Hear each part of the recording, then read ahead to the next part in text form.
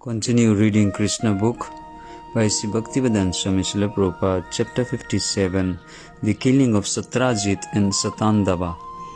After Akrura visited Hastinapur and reported the condition of the Pandavas to Krishna, there were further developments. The Pandavas were transferred to a house which was made of lac and was later set ablaze, and everyone believed that the Pandavas along with their mother Kunti had been killed.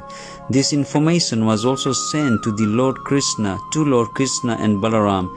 After consulting together, they decided to go to Hastinapur to show sympathy to their relatives. Krishna and Balaram certainly knew that the Pandavas could not have been killed in the devastating fire, but in spite of this knowledge, they wanted to go to Hastinapur to take part in the bereavement.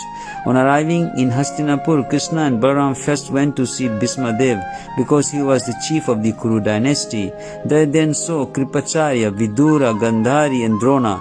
Other members of the Kuru dynasty were not sorry because they wanted the Pandavas and their mother to be killed, but some family members headed by Bhishma were actually very sorry for the incident, and Krishna and Balaram expressed equal sorrow without disclosing the actual situation. When Krishna and Balaram were away from the city of Dwarka, there was a conspiracy to take the Samantaka jewel away from Satrajit. The chief conspirator was Satandava, who was among those who had wanted to marry Satyabhama. Satrajit's beautiful daughter Satrajit had promised that he would give his beautiful daughter in charity to various candidates, but later the decision was changed and Satyabhama was given to Krishna along with the Samantaka jewel.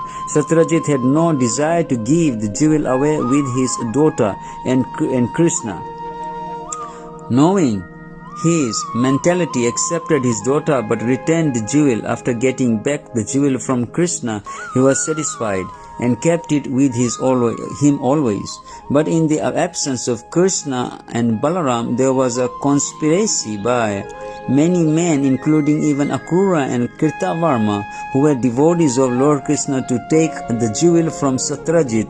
Akrura and Kritavarma joined the conspiracy because they wanted the jewel for Krishna. They knew that Krishna wanted the jewel and that Satrajit had not delivered it properly. Others joined the conspiracy because they were disappointed in not having the hand of Satyabhama. Some of them incited Satandava to kill Satrajit and take away the jewel. The question is generally raised, why did a great devotee like Akrura join this conspiracy? And why did Kritavarma, although a devotee of the Lord, join the conspiracy also? The answer given by great authorities like Jiva Goswami that although Akrura was a great devotee, he was cursed by the inhabitants of Vrindavan because of his taking Krishna away from their midst. Because of wounding their feelings, Akrura was forced to join the conspiracy declared by sinful men.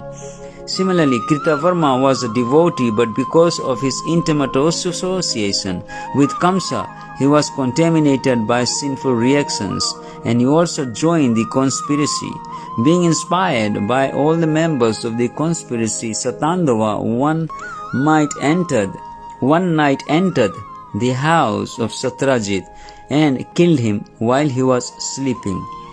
Satandava was a sinful man of abominable character, and although due to his sinful activities he was not to live for many days, he decided to kill Satrajit while Satrajit was sleeping at home. When he entered the house to kill Satrajit, all the women there cried very loudly. But in spite of their great protests, Satandava mercilessly butchered Satrajit without hesitation, exactly as a butcher kills an animal in a slaughterhouse. Since Krishna was absent from home, his wife Satyabhama was present on the night Satrajit was murdered, and she began to cry, my dear father, how mercilessly you have been killed." The dead body of Satrajit was not immediately removed from cremation because Satyabhama wanted to go to Krishna in Hastinapur. Therefore, the body was preserved in a tank of oil so that Krishna could come back and see the dead body of Satrajit and take a real action against Satandava. Satyabhama immediately started for Hastinapur to inform Krishna about the ghastly death of her father. When Krishna was informed by Satyabhama of the matter of his father-in-law, he began to lament like an ordinary man. His great sorrow is again a strange thing. Lord Krishna had nothing to do with action and reaction, but because he was playing the part of a human being, he expressed his full sympathy for the bereavement of Satyabhama, and his eyes filled with tears when he heard about the death of his father-in-law. He thus began to lament, "Oh, what unhappy incidents have taken place." Then Krishna and Balaram along with Satyabhama immediately returned to Dwarka and began to make plans to kill Satandava and take away the jewel, although he was a great outlaw in the city. Satandava was still very much afraid of Krishna's power, and thus when Krishna arrived he became most afraid. Understanding Krishna's plan to kill him, he immediately went to take shelter of Kirtavarma. But Kirtavarma said, "I shall never be able to offend Lord Krishna and Balaram, for they are not ordinary persons. They are the Supreme Personality of Godhead. Who can be saved from death if he has offended Balaram and Krishna? No one can be saved from their wrath." Kirtavarma further said that Kamsa, although powerful of assistant by many demons, could not be saved from Krishna's wrath. And what to speak of Jarasandha, who had been defeated by Krishna 17 times and each time had to return from the fighting in disappointment. When Satandava was refused help by Kirtavarma, he went to Akrura and implored him to help. But Akrura also replied, "Balaram and Krishna are themselves the Supreme Personality of Godhead, and anyone who knows their unlimited strength would never dare offend them or fight with them." He further informed Satandava, "Krishna and Balaram are so powerful that simply by willing, they create, maintain, and dissolve the whole cosmic manifestation. Unfortunately, persons bewildered by the illusory energy cannot understand the strength of Krishna, although the whole cosmic manifestation is fully under his control." He cited as an example that Krishna, even at the age of 7 years, had lifted Govardhan hill and had continued to hold up the mountain for 7 days. Exactly as a child carries a small umbrella, Akrura plainly informed Satandava that he would always offer his most respectful obeisances to Krishna, the super soul of everything created and the original cause of all causes. When Akrura also refused to give him shelter, Satandava decided to deliver the Simantaka jewel into the hands of Akrura. Then, riding on a horse which could run at great speed and up to 400 miles at a stretch, he fled the city. When Krishna and Balaram were informed of the fight of Satandava, they mounted their chariot, its flag marked by a picture of Garuda, and followed immediately. Krishna was particularly angry with Satandava and wanted to kill him because he had killed Satrajit, a superior personality. Satrajit happened to be the father-in-law of Krishna, and it is the injunction of the Shastras that one who is Guru Druha, who has rebelled against a superior person, must be punished in proportion to the severity of the offense. Because Satandava had killed his father-in-law, Krishna was determined to kill him by any means. Satandava's horse became exhausted and died near a garden house in Mithila. Unable to take help of the horse, Satandava began to run with great speed. In order to be fair to Satandava, Krishna and Balaram also left the chariot and began to follow Satandava on foot. While Satandava and Krishna were running, Krishna took his disc and cut off Satandava's head. After Satandava was killed, Krishna searched through his clothing for the Samantaka jewel, but he could not find it. He then returned to Balaram and said, "We have killed this person uselessly, for the jewel is not to be found on his body." Sri Balaram suggested the jewel might have been kept in the custody of another man in Dwarka, so you'd better return and search it out. Sri Balaram expressed his desire to remain in Mithila city for some days because he enjoyed an intimate friendship with the king. Therefore, Krishna returned to Dwarka and Balaram entered the city of Mithila. When the king of Mithila saw the arrival of Sri Balaram in his city, he was most pleased and received the Lord with great honor and hospitality. He gave many valuable presents to Balaramji in order to seek his pleasure. At this time, Sri Balaram lived in the city for several years as the honored guests of the king of Mithila, Janak Maharaj. During this time, Duryodhana, the eldest son of Dhritarashtra, took the opportunity to come to Balaram and learn from him the art of fighting with a club. After killing Satandava, Krishna returned to Dwarka, and in order to please his wife, Satyabhama, he informed her of the death of Satandava, the killer of her father. But he also informed her that the jewel had not been found in his possession. Then, according to religious principles, Krishna along with Satyabhama performed ceremonies in honor of his departed father-in-law. In those ceremonies, all the friends and relatives of the family joined together. Akrura and Kritavarma were prominent members in the conspiracy to kill Satrajit, having incited Satandava to kill him. So when they heard of the death of Satandava at Krishna's hand, and when they also heard that Krishna had returned to Dwarka, they both immediately left the city. The citizens of Dwarka felt themselves threatened with pestilence and natural disturbances due to the absence of Akrura from the city. This was a kind of superstition, because while Lord Krishna was present, there could not be any pestilence, famine, or natural disturbances.